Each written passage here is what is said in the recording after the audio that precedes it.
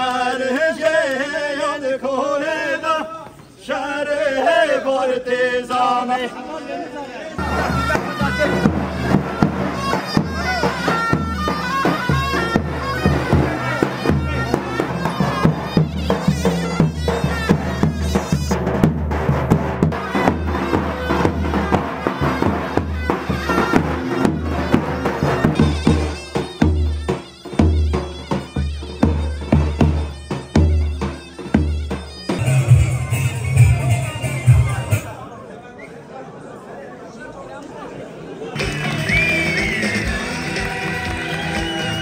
Hun serseran serçavan atın.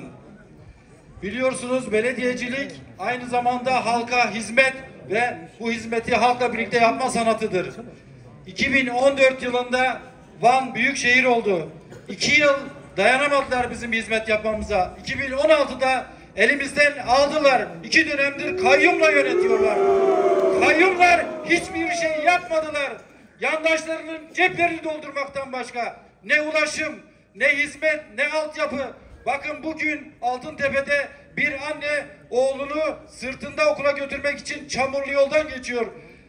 Hiçbir tanıdıklarının, eşlerinin, dostlarının dışında hiçbir halkımızın olduğu alanda hizmet yürütmediler.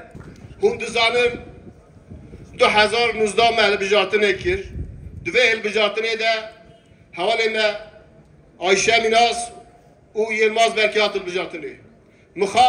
Muhabin sistemi iradavi geli naz nekir.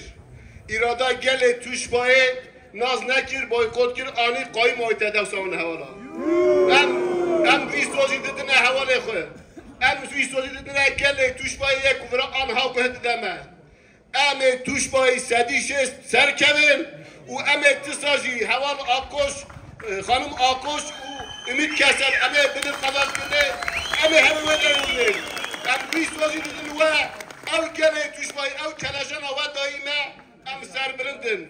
Huntsa bu xeratına, bu serçavatına, serseratına. Ve havaya sarda Hundisa nerxetxe partiya xwe tekoşina xwe xudan derketin rastî em her tim ve serbilindin levra gelek zorî zehmetî tehdarî serveda dane meşandin hon binçav kirin hon girtin hon koşber kirin gundit ve şevitandin lebele her tim jive nerxet xwe, nasnama xwe, zimanê xwe, çanda xwe ve xudan derketin îro ji hondîsa xudan derdkevin em her tim bejna ve sekna ve bevê xudan derketin avet tevînin hûn her hebin.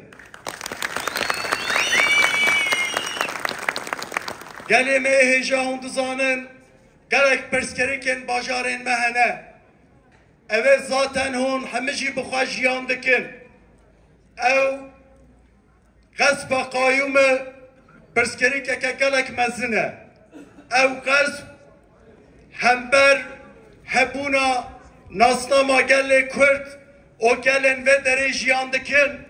Hember zimanê me hember çanda me hatiye meşandin. Ew hebûna me qebîl nakin.